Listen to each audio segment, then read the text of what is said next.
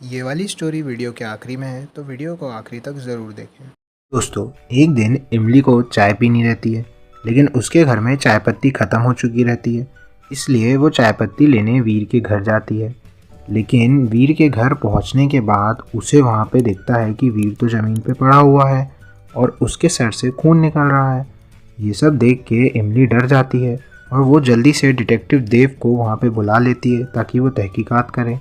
Detective देव आते ही इमली से सबसे पहले कहते हैं कि कहीं तुमने तो वीर का खून नहीं किया, मुझे तो तुम्हें पे शक है।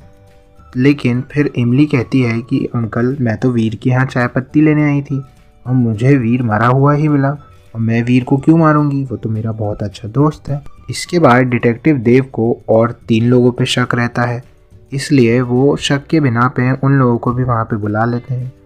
वो 3 लोग, एक तो जिंटू रहता है, दूसरा मैड मैक्स रहता है और तीसरा वीर का पड़ोसी मिस्टर चड्डा रहता है। वो तीनों वहाँ पे पहुँच जाते हैं। डिटेक्टिव देव सबसे एक एक करके सवाल पूछते हैं। सबसे पहले जिंटू से सवाल पूछने पे जिंटू कहता है कि अंकल, मैं तो आज घर पे पूरा दिन टीवी देख रहा था, तो मैं कैसे मार सकता हूँ वीर को। फिर डिटेक्टिव देव मैड मैक्स से पूछते हैं, तो मैड मैक्स कहता है कि आज तो मैं घर पे ही नहीं था, मैं तो अपनी गाड़ी ठीक कराने गैरेज गया हुआ था। फिर सेम सवाल डिटेक्टिव आखिरी में मिस्टर चड्डा से पूछते हैं, तो मिस्टर चड्डा कहते हैं कि आज तो मैं अपने घर से बाहर ही नहीं निकला। तो दोस्तों, जल्दी से देख के बताइए कि आपको कौन लगता है वीर का किलर। जल्दी से कमेंट में बताइए, आपका टाइम स्टार्ट होता है अब।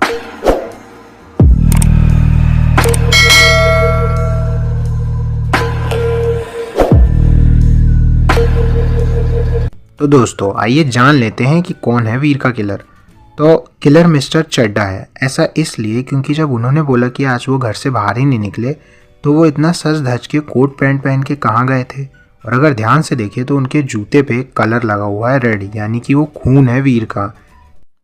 दोस्तों, एक दिन वीर फौजी अपने रास्ते से जा रहा रहता है और उसे जिंटू फौजी रोड के किनारे पड़ा हुआ मिलता है। तो वीर फौजी जल्दी से जाता है और उसको रोड पे से उठा के साइड पे रख देता है और उससे पूछता है कि तुम रोड पे क्यों लेटे हुए थे।